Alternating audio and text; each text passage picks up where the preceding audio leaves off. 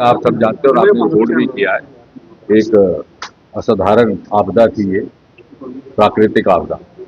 और ऐसी कि जैसा मुझे लगता है कि हम लोगों के जीवन काल में जिसने कभी किसी ने देखी न सुनी, इस तरह कभी अनुभव नहीं हुआ इस क्षेत्र में। और हाल ही में जो इस प्रकार के क्लाउड बर्स्ट होते रहे, हिमाचल प्रदेश में भी हुआ, उत्तराखंड में भी हुआ, उसकी तुलना में ये बहुत बड़ी मात्रा में एक डिजास्टर इंसिडेंट था। और सबसे पहले तो बधाई के पात्र है वहाँ के स्थानीय लोग, क्योंकि जिस तरह से ये अचानक हुआ, to everybody by surprise.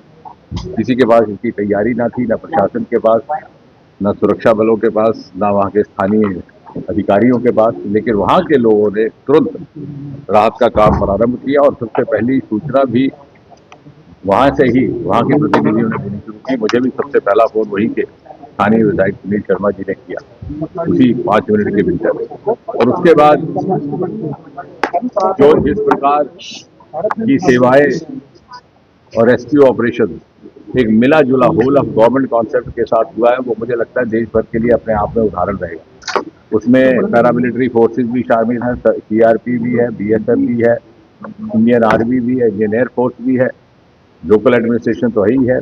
Jammu Kashmir police के डीजीपी वहाँ स्वयं कैंप कर रहे हैं, रीजनल कमिश्नर। और इतना ही नहीं, बीआरओ भी, क्योंकि पहले दिन रेस्क्यू ऑपरेशन के बाद हमें ये महसूस हुआ कि बहुत सारा ऐसा मलबा है जिसको हटाने के लिए केवल बीआरओ के पास इक्विपमेंट रहता है, क्योंकि जब वो सड़क निर्माण करते हैं तो उन्होंने भी अपना इक्विपमेंट वहाँ पर उपलब्ध कराया। तो कहने का तात्पर्य है कि इसमें किसी तरह की कोई कमी नहीं रही किसी भी संस्था की ओर से।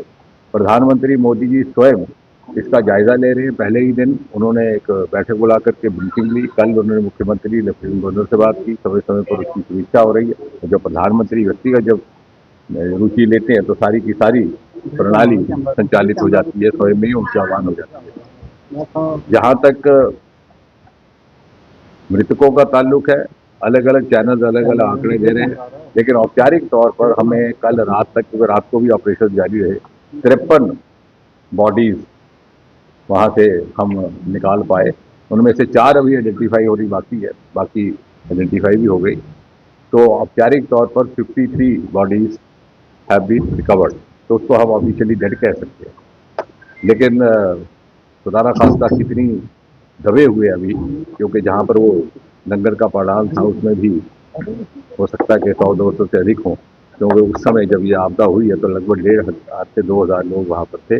कुछ लोग लंगर के भीतर, कुछ बाहर पंडाल में, और कुछ यात्रा के लिए कूच कर रहे थे। और इसी के साथ साथ जो लोग बह गए होंगे बदकिस्मती से, उनकी भी संख्या लगानी अभी कठिन रहेगी। जो स्थानीय वहाँ के मृतक थे उनका एक संस्कार परसों ही किया गया चिनाब के किनारे। और यहाँ पर अस्पताल में रात को वहीं थे, अभी आज तुरंत यहाँ पर आना हुआ। प्रशंसा के पात्र है यहाँ के प्रिंसिपल डॉक्टर आशुतोष और उनकी सारी की सारी टीम।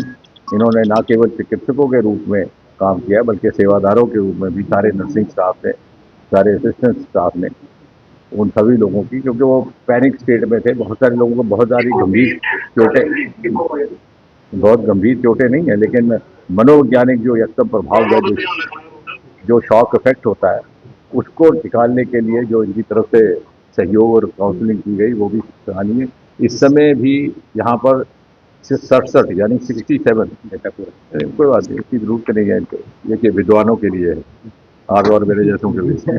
तो कुल मिलाकर के 67 थे, 67, जिसमें से 5 इन्होंने डॉक्टर ने पहले ही विचार कर दी। अभी हमने राउंड करके देखा कि 15 को और को कर देंगे, तो फिर घट करके हो जाएंगे आपके 52। रियली रिक्वायर को रिक्वायरमेंट मुझे लग रहा है कि धीरे धीरे, क्योंकि बहुत सारे लोगों को सॉफ्ट टिश्यू इंजरी है, कहीं एक आध फ्रैक्चर है, क्योंकि वो मलबा जो था वो ज्यादा मट्टी और कीचड़ से भरा था।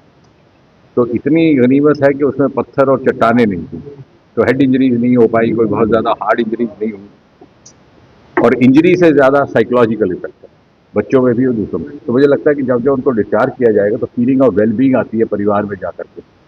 तो इसलिए अभी डॉक्टर साहब के साथ यही इनको मशवरा दिया और अब यही फैसला हुआ कि हम धीरे धीरे इनको आहिस्ता आहिस्ता इन लोगों को डिस्चार्ज करेंगे।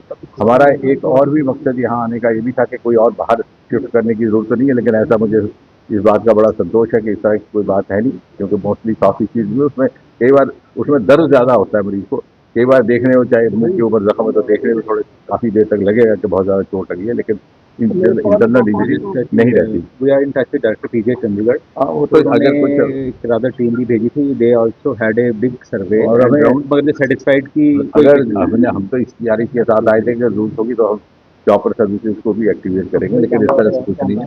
मुझे लगता है कि हम सबका ये फर्ज है कि हम उनको रीएश्योरेंस दें। अब जो चले गए उनकी भरपाई तो हो नहीं सकती, जो बह गए पता नहीं उनकी क्या संख्या है। अभी सफाई का काम चल रहा है डेबरी का, क्योंकि वहाँ इतनी ज्यादा मिट्टी भरी हुई है, रात भर एसडीआरएफ और एनडीआरएफ की टीमें अभी भी वहाँ पे तैनात हैं। लेकिन जो सहायता उपलब्ध हो सकती है वो सारी की सारी कराई गई है, और आगे भी कुछ आवश्यकता रही तो वो भी की जाएगी। और मुझे लगता है कि हम सब के लिए, सारे समाज के लिए ये एक सिर्फ इन भाई बहनों के लिए नहीं बल्कि हम सब के लिए एक परीक्षा की घड़ी है। इसीलिए हम सब भी क्योंकि और फिर ये मैंने तो कल जैसे कहा कि natural calamity coupled with natural constraint एक ऐसी अनहोनी बात कि उस समय हवाई जहाज और हेलीकॉप्टरों ने चलना बंद कर दिया, मौसम नासाज हो गया। कल रात तक बल्कि आज भी उधमपुर हवाई अड्डे पर हमारे 2 इंडियन एयरफोर्स के हेलीकॉप्टर रेस्क्यू मटीरियल लेकर के खड़े हैं, वो टेक ऑफ नहीं कर पा रहे। लेकिन रातों रात परसों ही गाड़ियां भेज दी गई इक्विपमेंट के साथ, और किसी तरह की कमी नहीं रहने दी गई। और